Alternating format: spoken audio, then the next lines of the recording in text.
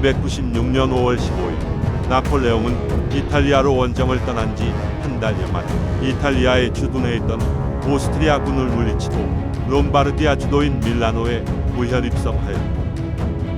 5월 30일 보르게토 전투에서 민차오강 방어선이 뚫린 폴리 유장은 만토바 요새에 15,000여 명의 수비대를 남겨둔 채 오스트리아로 철수하게 되었다.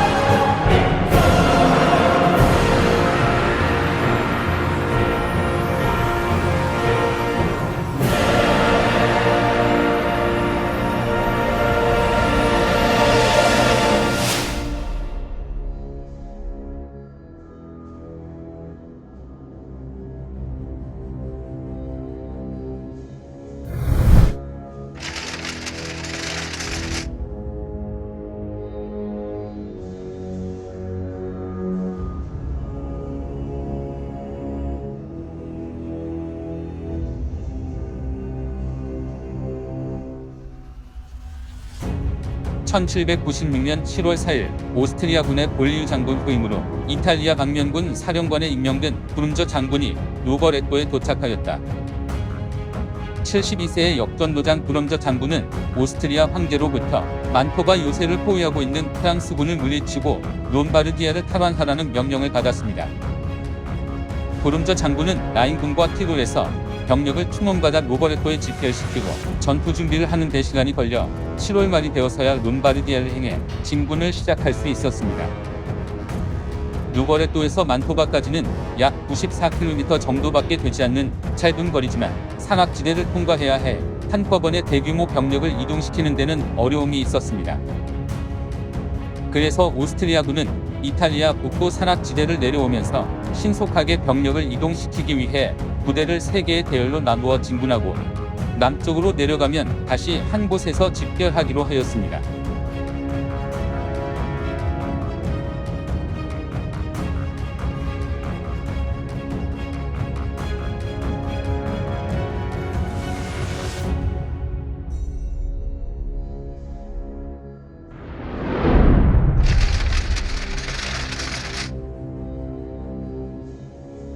브룸저 장군이 이끄는 오스트리아군의 전체 병력은 47,000명이고 그중 카스다노비 장군이 이끄는 18,000명의 우익 병력은 가르다 호수 서쪽 카에사 계곡을 따라 브레시아 방향으로 이동하고 브룸저 장군이 이끄는 24,000명의 본대 병력은 아제다 강을 따라 만토바 요새를 향해 진군하였으며 5,000명의 좌익 병력은 브렌타 계곡을 따라 비첸차를 향해 이동하였습니다.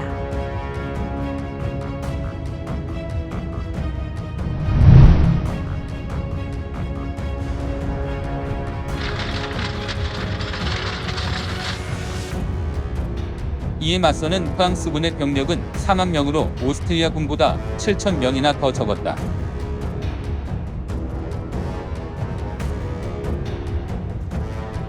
나폴레옹은 적의 침투로를 알 수가 없어 우선 가장 유력한 침투로인 가르다 호수 동쪽으로는 아세나 장군의 병력 16,000명을 배치하고 14,000명의 오스트리아군이 들어가 있는 만토바 요새는 세도리에 장군이 9,000명의 병력으로 포위를 하게 하였으며 나머지 병력은 요충지에 분산 배치하였습니다. 그중 가르다 호수 서쪽은 적이 침투할 가능성이 희박하다고 생각해 병력 4,000명만 배치했다가 오스트리아군 우익의 초반 공세에 꼼짝없이 당하게 됩니다.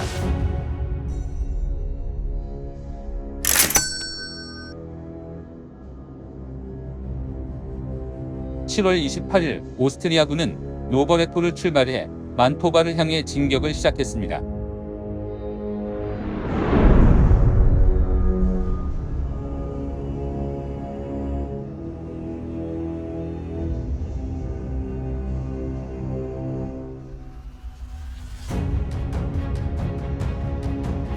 전투 초반에는 병력이 우세한 오스트리아군이 거침없이 프랑스군을 내몰았습니다. 7월 29일 브룸조 장군의 오스트리아 군본대는 아제다 강을 따라 진군하다가 리볼리에서 마세나 장군의 프랑스 주력군과 격돌을 했습니다. 마세나 장군은 하루 종일 분포했지만 수적으로 우세한 오스트리아군에 밀려 결국에는 늦은 밤 시간에 가르다호 남단으로 후퇴를 하게 됩니다. 다음 날인 7월 30일에는 브룸저 장군이 마세나 장군의 부대를 가르다호 남단에 위치한 카스텔 노우보에서 한 번 더 격퇴하면서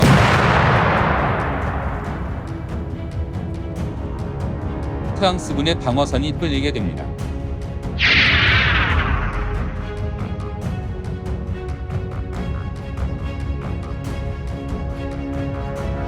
이후 브룸조 장군은 만토바로 가는 길이 열려있는 것을 확인하고 계속 진군해 8월 1일에는 만토바 요새에 도착하여 보급품을 전달하고 브렌타 계곡을 따라 내려온 좌익 부대와 합세하면서 공격을 시작한 지 5일 만에 1차적인 목표를 달성하게 됩니다. 하지만 브룸조 장군은 만토바 요새의 함락이 임박할 것이라는 과도한 걱정 때문에 가르다호 남단에서 우익 부대와 합세하지 않은 채 서둘러 만토바 요새에 입성하면서 나폴레옹에게 반격의 빌미를 제공하게 됩니다.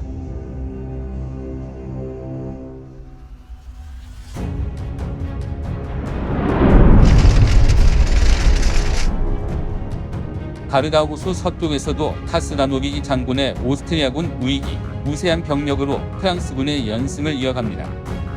카스다노비 장군은 부대를 2개의 대열로 다시 나누어 진군하다가 7월 29일에는 오토 장군이 이끄는 오스트리아군 우익의 전위부대가 소레 장군의 프랑스군 병사를 살레에서 가볍게 격퇴시키고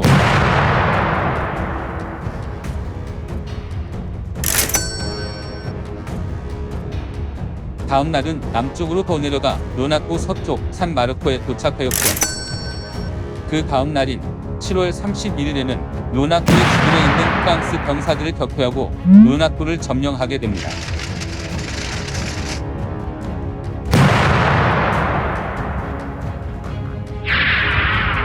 카스탄 로비즈 장군은 7월 30일에 프랑스군 병참기지에 있는 브레시아를 점령하였고 그 다음날은 호수 남쪽으로 더 내려가 몬토치아리까지 진군하였습니다.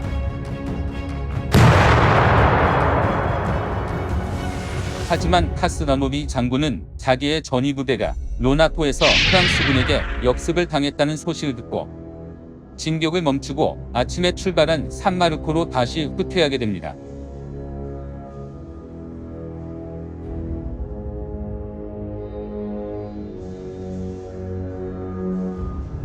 (7월 30일) 저녁 나폴레옹은 시시각각으로 들려오는 패전 소식에 낙담하면서 이제는 완전한 패배를 걱정해야 했습니다.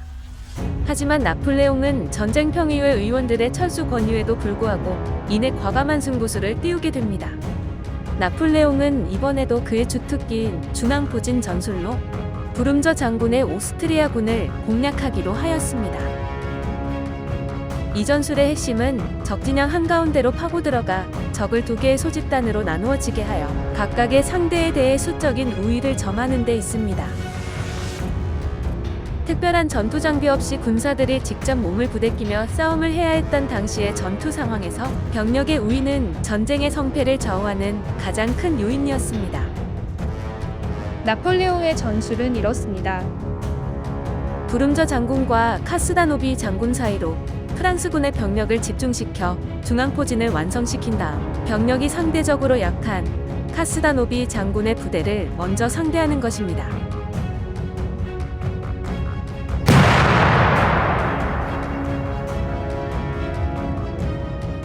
나폴레옹은 오주로 장군에게 병력 10,000명을 따로 떼어주고 전투를 벌이는 이틀 동안 부름저 장군이 후방에서 공격해오는 것을 어떻게든 저지해보라고 지시를 내렸습니다.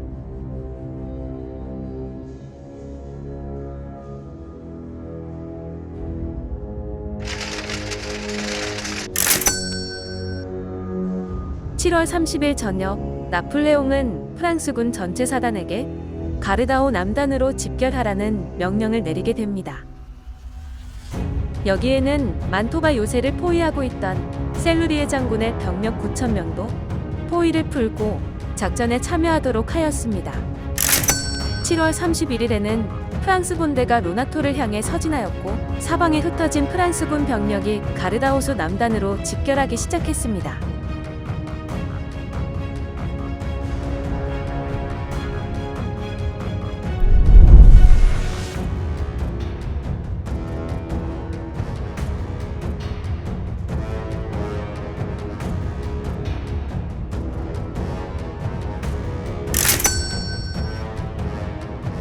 (8월 1일) 반격에 나선 나폴레옹은 먼저 프랑스군 보급기지가 있는 브레시아부터 탈환하였습니다.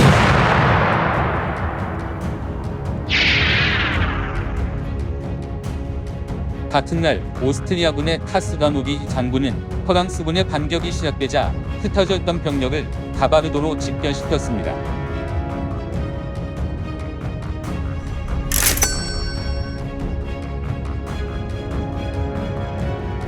(8월 2일) 브레시아가 안정을 찾자 나폴레옹은 병력을 브레시아와 루나코 사이로 이동 배치하였으며 전 사단에 오스트리아군에 대한 공격을 지시하였습니다. 같은 날 카스다노비 장군은 가바르도 방어를 위해 오토 장군을 브레시아 방향으로 전진 배치시키고 사유와 루나코를 점령하기 위해 옵스케이 여단을 보냈습니다. (8월 3일에는) 가르다 호수 북쪽 여러 곳에서 프랑스군과 오스트리아군의 전투가 벌어졌습니다. 가바르도 남쪽 페이톤에서는 브레시아에서 올라온 데스티노 장군이 오스트리아군을 공격했고 가바르도와 실로에서도 프랑스군의 공격이 있었지만 카스다노비히와 오트 장군이 선방하였습니다.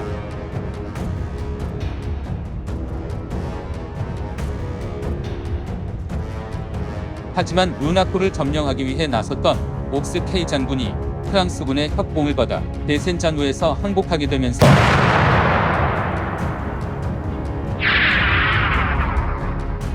전세가 프랑스 쪽으로 기울어지게 되었습니다. 8월 4일 새벽 2시 카스다노비 장군은 가르다호를 북쪽으로 뒤돌아서 부름저 장군의 본대와 합세해야겠다며 철수를 시작했습니다.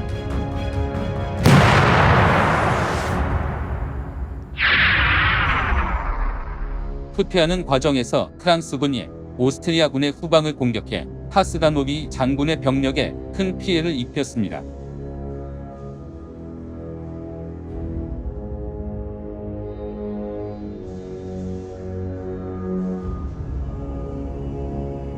나폴레옹은 오주로 장군과 합류하여 부름저와 일전을 벌이기 위해 기수를 남으로 돌렸습니다.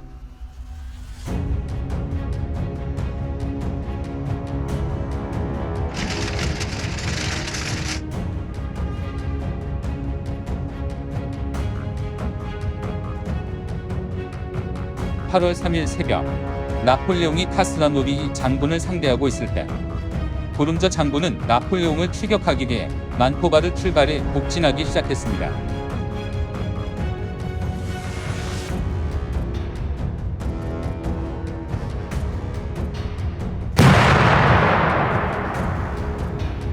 이른 아침 부름저 장군의 전위부대가 카스텔리오네에서 오주로 장군의 부대와 만나 전투를 치렀지만 병력이 약해 인근의 작은 마을 솔페리노로 밀려났습니다. 하지만 부름저 장군의 병력이 계속 현장에 도착하면서 마침내는 오스트리아 다비도비치 장군의 병력이 프랑스군의 좌측 병력을 깨뜨렸습니다.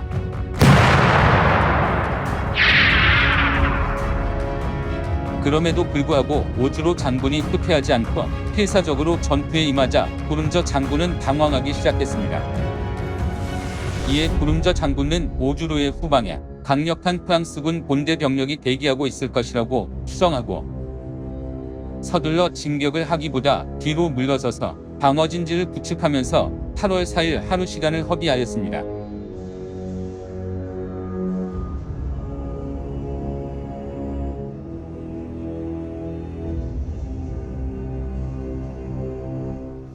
이 시간 동안 나폴레옹은 타스 장군을 요리하고 오주로 장군의 병력과 합류하면서 병력의 우위는 오스트리아군에서 프랑스군으로 넘어가게 되었습니다.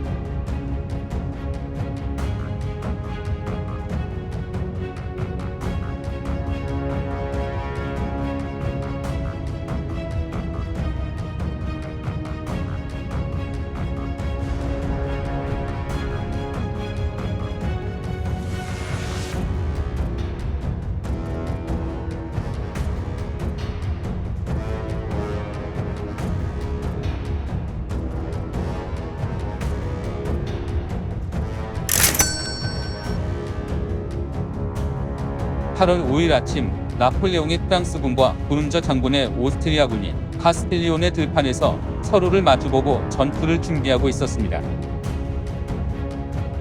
부름저 장군은 솔페리노 마을과 몬테 메돌라노 사이에 군사를 V자로 2열 배치하고 몬테 메돌라노에는 튼튼한 고루를 설치해 진영을 갖추었습니다. 나폴레옹은 마세나와 오주로 장군의 병력으로 오스트리아군 전면에 공격을 한 차례 시도하고 나서 적절한 시점에 오스트리아군의 좌익으로는 세루리의 부대를, 우익으로는 데스티노의 부대를 투입해서 측면 공격을 단행하는 계획을 세웠습니다. 프랑스군이 먼저 공격을 시작했습니다. 미세나 장군과 오주로 장군이 앞으로 나가 오스트리아군 전면에 대한 공격을 시도합니다.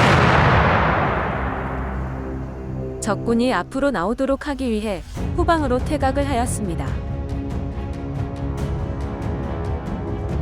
프랑스군의 이러한 행동은 부름저 장군의 부대를 앞으로 끌어내 측면 공격을 용이하게 하기 위한 위장 전술이었습니다. 이어 세루리에 장군이 측면 공격을 시작했지만 너무 일찍 출격하면서 오스트리아군의 제1열이 재빨리 후퇴하였고 제2열에서 예비대를 편성해 방어에 나서게 되면서 오스트리아 좌익에 대한 공격이 실패하였고 오스트리아 우익을 공격하기로 한 데스피노 장군의 부대가 전장에 늦게 도착하게 되면서 프랑스군의 측면 공격이 모두 실패로 돌아가게 되었습니다. 하지만 이런 혼란스러운 상황에서 오스트리아군의 대열이 흐트러지는 틈을 타 프랑스 포병대의 지원 사격과 함께 마세나와 오주로 장군이 몬테 메돌라노 보루를 점령하게 되었습니다.